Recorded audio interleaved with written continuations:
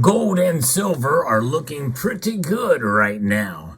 And though it may be a reason to celebrate, usually it is because of uncertainty in the marketplace and in the economy. And there's a whole lot of good reasons to be concerned right now. And that is one of the reasons why gold and silver are up. But there is another reason, and that's because they are preparing for what's going to be coming out tomorrow. We'll talk about it and so much more as we explore.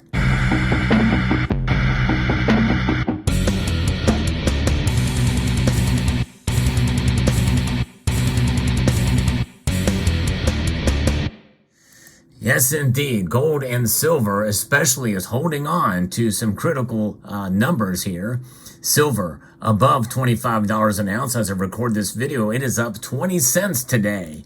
And that's over 3/4 of a percentage point increase on the day. Higher performance than gold, which is typically what happens. And I say typically, maybe it's somewhat atypical nowadays. However, the gold to silver ratio is resting right at 80-1, with gold climbing $12.70 today, up over 0.6 of a percentage point. That is up to $2,005.20. So they're back now above the losses that we saw yesterday.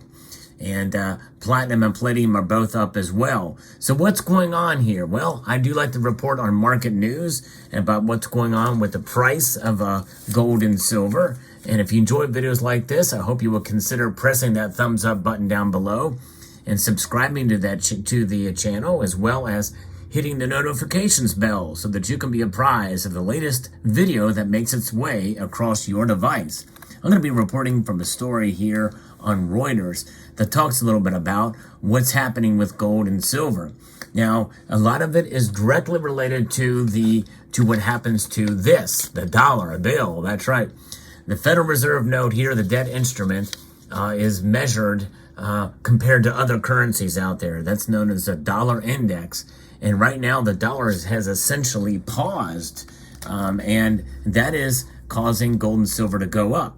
So there's some concern, and that is kind of where things rest in terms of what has an influence on gold and silver's price. The dollar index kind of pausing here, but in fact, actually, it is down a little bit here. And that pause has kind of moved down, but it's still above 100. I think anything above 100 for the dollar index means we're dealing with a fairly strong currency compared to the other currencies out there. But what are they waiting for? What's happening? Well, they're waiting for the inflation data to come out here. Gold climbed back up above $2,000 today as the dollar came off last session's peak, while traders hunkered down for Wednesday's U.S. inflation data. And this is going to give us some cues on future interest rate hikes. Bullion found some respite from a pause in the dollar following a bounce in the previous session, which helped offset pressure from higher treasury yields. At this stage of the game, the market isn't particularly fussed on whether we get another 25 basis points from the Federal Reserve in May, said Bart Malik, head of commodity strategies at TD Securities. The market is looking at the pivot and signaling lower rates as we move deeper into the second half of 2023. So there's where we're at. There's three things that can happen as we head into the fall. And a lot of people are speculating as to what could occur. Number one, we'll see another rate hike after this one in May. I think it's pretty much kind of baked in that we're going to see another 25 basis points. That'll only be solidified once we see tomorrow's numbers. And I believe that the numbers are going to show more jobs, maybe a little bit more than expected. And of course, that includes the hiring of more government officials, especially IRS agents. Remember, they're going to be hiring 87,000 IRS agents in total to come after you and me with more audits, because typically the middle class and the lower income are the targets of these audits, which is deplorable in my view. But regardless, that's kind of the name of the game that we are playing with, and we can thank Congress for that. We can thank the omnibus spending, which means that this Congress and was sworn in January, can do nothing about it because of the omnibus spending package. But nonetheless, that's what we are looking at, unfortunately. And so a lot of government jobs will be created, and I think probably more of these government jobs, which will send the estimates probably higher than expected. The quote continues here: the market is looking at this pivot, signaling these rates as we move into this year. So that's one aspect of it, is that they go ahead and raise rates. And then the next thing is that they're going to pause maybe for the rest of the year. In other words, no action at all through the end of the year. We're not halfway through the year yet, and there are more chances for them to do a pause or further rate hikes. And then the third thing is that they actually pivot and start lowering rates. And that's if we see signs of a recession and stagflation, especially if we see stagflation, which means, that we see prices go up, and we see, the numbers not do so well with the jobs and indicators with GDP, that they very well may pivot because they may give up on trying to, strengthen that dollar, or to pull back on inflation.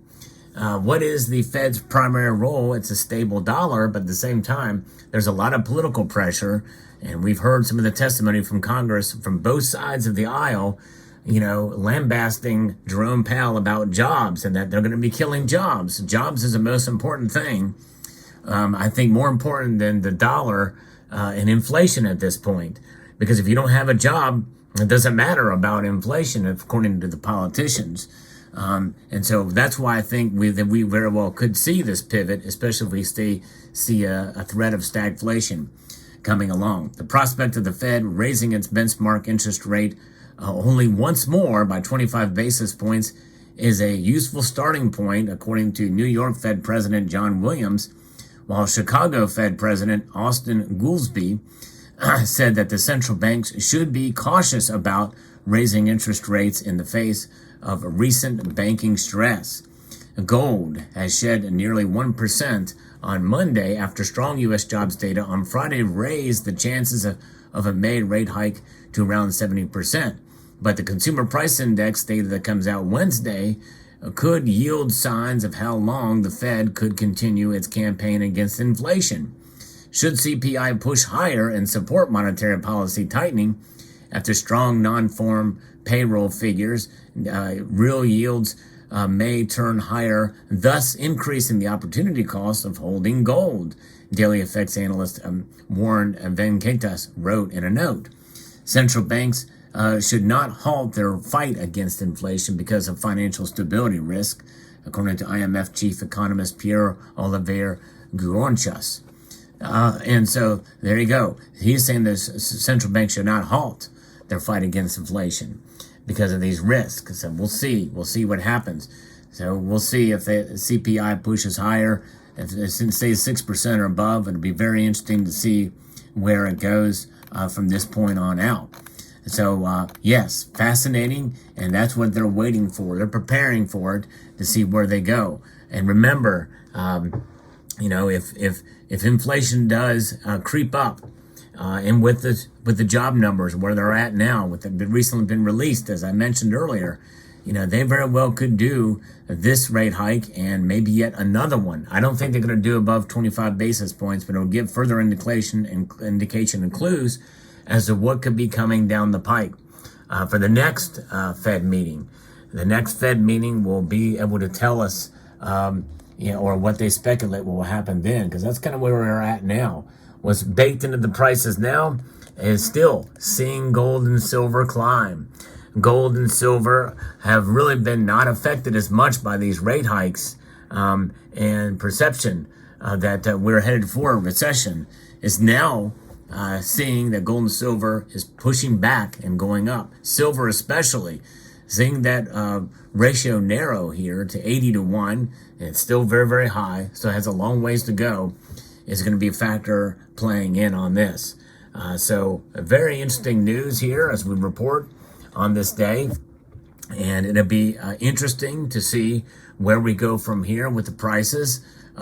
especially with today's move upwards, climbing up, and we'll see what happens tomorrow.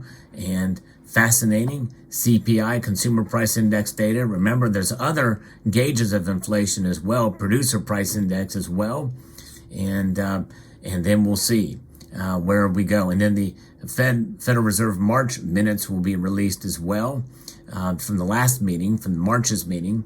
And so there we go. So the market sees a 70% chance of Fed raising the rate in May. So most everybody believes it's pretty much baked in. And so what will happen to the dollar at that point? It'll be very interesting. Remember, there's pressure on the dollar, folks. Continued pressure that even the mainstream media can't ignore on the dollar from the BRICS nations. People talk of de-dollarization in the East and among BRICS nations. So that is something that is on the mind of many, as well as jobs and inflation. And so there is where we stand. Let me know what your thoughts are on this news of the day and what has brought gold and silver up today as they prepare for the Fed, what the Fed could possibly do in its May meeting, and where gold and silver will go with Consumer Price Index data. It's interesting because usually in this time of what we've been saying, higher inflation means lower gold and silver prices. It may not be the case this time. It's very interesting. Things seem to work and diametrically opposed to each other based off of what is perception of what the Fed will do. And that's going to have an effect on the dollar, which means it has an effect on gold and silver. There you have it. Let me know what your thoughts are. I'd like to extend a multitude of gratitude to each and every one of you for taking the time to watch this video, and to remember to keep it on, hold on to your gold and silver if you have it, unless you have to sell it or you find a really good opportunity to sell it. It's probably a good idea just to hang on and hold on to that gold and silver that's already in your stack, and look for opportunities to buy when you can.